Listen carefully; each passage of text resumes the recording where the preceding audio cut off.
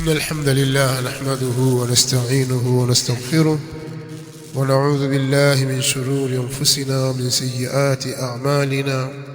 من يهده الله فلا مضل له ومن يضلل فلا هادي له، وأشهد أن لا إله إلا الله وحده لا شريك له، وأشهد أن محمدا عبده ورسوله. يا أيها الذين آمنوا اتقوا الله حق تقاته ولا تموتن إلا وأنتم مسلمون. يا أيها الناس اتقوا ربكم الذي خلقكم من نفس واحدة وخلق منها زوجها وبث منهما رجالا كثيرا ونساء، واتقوا الله الذي تساءلون به والأرحام إن الله كان عليكم رقيبا. يا أيها الذين آمنوا اتقوا الله وقولوا قولا سديدا يصلح لكم أعمالكم ويغفر لكم ذنوبكم، ومن يطع الله ورسوله فقد فاز فوزا عظيما. أما بعد، فإن أحسن الكلام كلام الله، وخير الهدى هدى محمد صلى الله عليه وآله وسلم، وشر الأمور محدثاتها، فإن كل محدثة بدعة وكل بدعة ضلالة وكل ضلالة في النار. Baada ya muda mfupi tu hapa tutapitisha akdi ya nikah, mkataba wa ndoa ambao ni katika mikataba muhimu sana kwenye sheria ya Kiislamu. Mkataba huu Uislamu umeufafanua vizuri sana kupitia Al-Qur'an Al-Karim, kitabu kitukufu cha Allah Subhanahu wa Ta'ala, kwa aya nyingi tu katika sura mbalimbali, kadhalika kupitia maneno ya mtume wetu Muhammad sallallahu alaihi wasallam na mafundisho yake yote kwa ujumla, maneno yake, vitendo vyake na yale aliyoyashuhudia yakifanyika wakati wake akayanyamazia. Kuna mafundisho mengi yanayofungamana na jambo hili. Wanazuoni wa Kiislamu waliyakusanya mafundisho haya wakayaweka pamoja kwenye vitabu vya sheria ya dini ya Allah Subhanahu wa Ta'ala. Ukisoma katika vitabu vya sheria au sheria ya Kiislamu, fiqh ya Kiislamu, utasoma mambo ya ibada yote. Ukiyakamilisha utasoma mikataba ya miamala mbalimbali, lakini hutamaliza mpaka utafika katika mikataba ya ndoa. Utaona namna wanazuoni walivyoyafafanua mambo haya. Yamefanyika yote haya tulieleza kwa sababu ya umuhimu wa jambo hili. Jambo hili halifanyiki kiholela. Allah Subhanahu wa Ta'ala ametuwekea sheria nyingi sana, lakini miongoni mwa sheria hizo ni masharti na nguzo za ndoa. Ndoa ina nguzo zake. Ili itimie, basi nguzo hizo ziwepo. Zikikosekana, mkataba wa ndoa unakuwa ni batili, hautafaa. Miongoni mwa nguzo hizo ni kuwepo kwa muoaji, yani mume awepo, awe na ahliya ya kuoa, awe anastahiki kuwa mume, awepo. Lakini nguzo nyingine awepo muolewaji, mke. Nguzo nyingine lazima kuwe na wali, muozeshaji, ambaye wali wa kwanza anakuwa ni baba mzazi. Wanatajwa mawalii pale wengi tu, lakini namba moja anakuwa ni baba mzazi. Ana sifa zake na masharti yamewekwa ili awe wali huyo baba mzazi. Katika masharti yake yametajwa pale, miongoni mwa hayo awe Muislamu. Kwa kama baba si Muislamu hawezi kuozesha, hata kama mtoto kamzaa mwenyewe. Lakini pia awe muadilifu, asiwe fasiki, ufasiki wa wazi yani. Kwa hiyo kama akiwa ni fasiki wa wazi wazi kabisa, amekosa sifa. Lakini pia awe na akili timamu. Kama akiwa ni mwenda wazimu, ana matatizo ya akili, hawezi kuozesha. Tutahamisha nafasi hiyo kupeleka kwa anayefuata. Anayefuatia ni babu aliyemzaa baba. Mzingatie sana hilo, babu aliyemzaa baba, sio babu mzaa mama.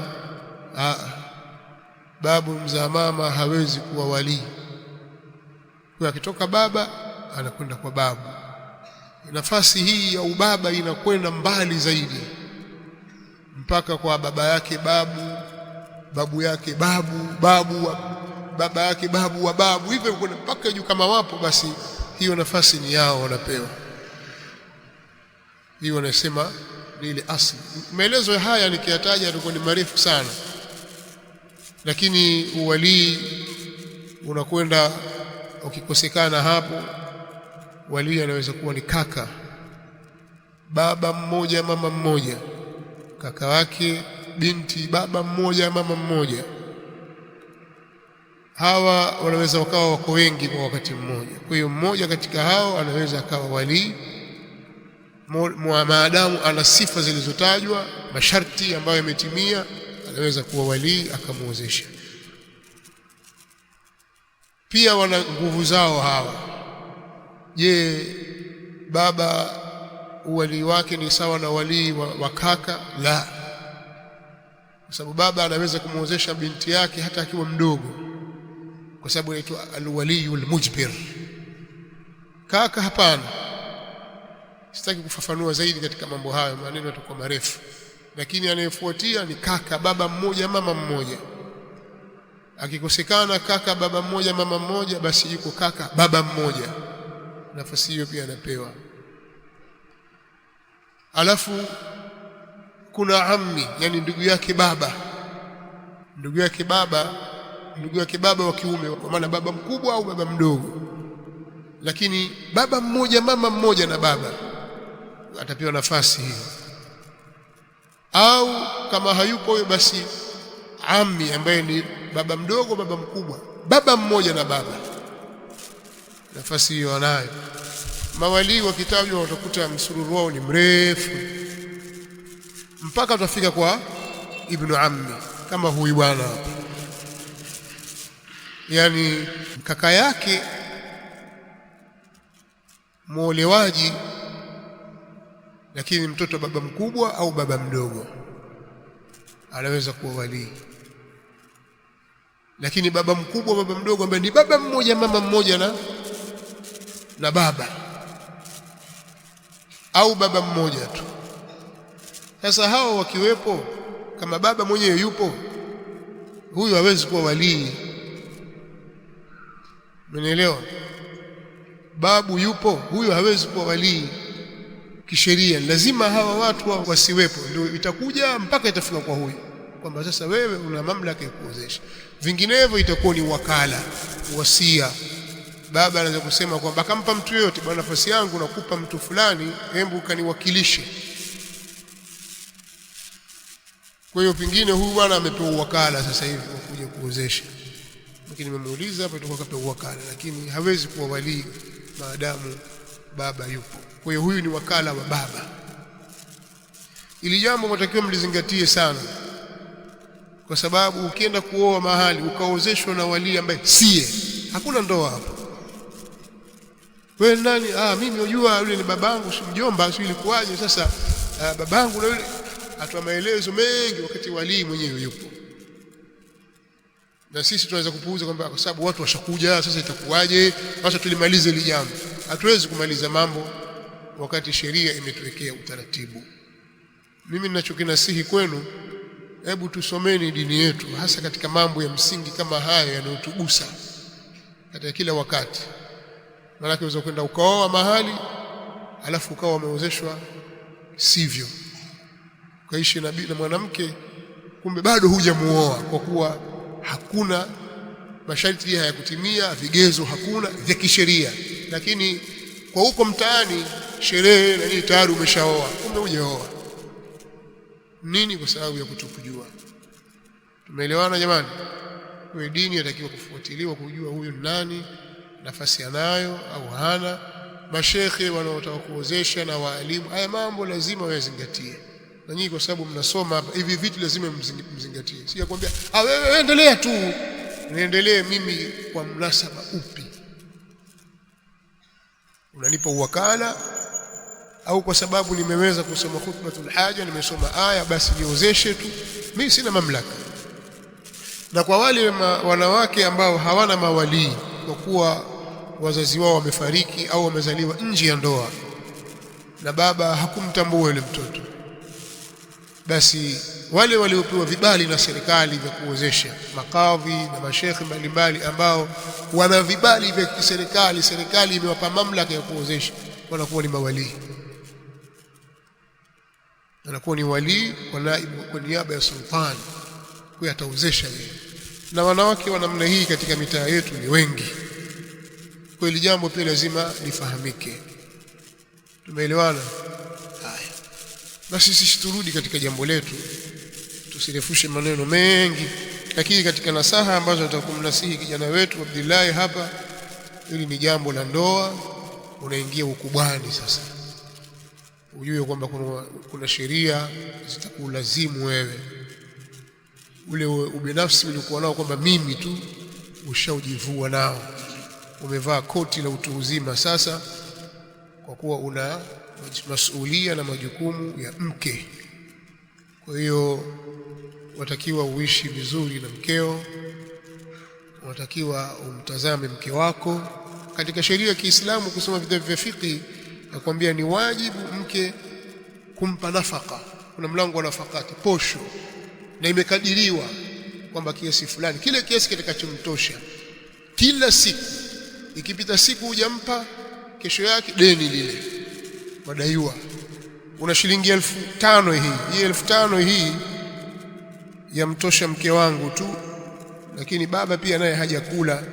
Hii 5,000 hii mpe mke wako, ndio wa kwanza kabisa. Kisoma mtu wa kwanza kumpa posho nani? Mke. Alafu tafute nyingine umpe babako sasa na mamako. Umefahamu? Lakini mtu wa kwanza kabisa, na hawa hawana deni. Kwa mfano wewe ndio usimamie wazazi wako na mkeo. Mke kama siku yake ukumpa deni, lakini kama baba leo ulikosa, kesho yake ukampa kesho, ile jana sio deni, shapita hiyo. Hivyo hivyo mama na wengine, kuonyesha kwamba mke amepewa nafasi kubwa katika mambo ya matumizi. Hakikisha kwamba halali na njaa. Lala na njaa wewe, yeye asilale na njaa. Na kama atalala na njaa kwa kuwa hukupata, umehangaika, basi ni deni. Kama ni mwezi, imefika wakati ameshindwa kuvumilia njaa, ana uwezo wa kwenda kushtaki kwa kadhi, ndoa ikavunjwa kwa sababu ya njaa tu. Nini? Mimi siwezi kuishi maisha haya, mimi sili. Basi wewe umeshindwa kumhudumia mke. Kwa maana nataka kusema tayari una masuhulia ya kufanya kazi na kutafuta kipato cha kumlisha na kumvisha mke wako na kumpa maskani. Umenielewa? Nikisema posho haina maana kwamba lazima kila siku umpe pesa, lakini kwamba kila siku uhakikisha amekula. Umenielewa? Uwezo wako ni milo mingapi, hayo ni masuala mengine. Sio lazima asubuhi, mchana, kila siku amekula. Kwa urfu ya mji wenu na mahali kwenu, kwamba nyinyi kula mwala mara ngapi, mwala nini. Sio kwamba unaenda huko utafuta maembe mlete, haya kula hayo. Hapo mjini mwala nini? Hicho ndio kinachozingatiwa. Kwa hiyo vijana watakiwa mjipange katika jambo hili. Mjipange katika jambo la ndoa, sio jambo la kukurupuka, lakini mjue kuna haki za watu ambazo mtakwenda kuulizwa siku ya Kiyama.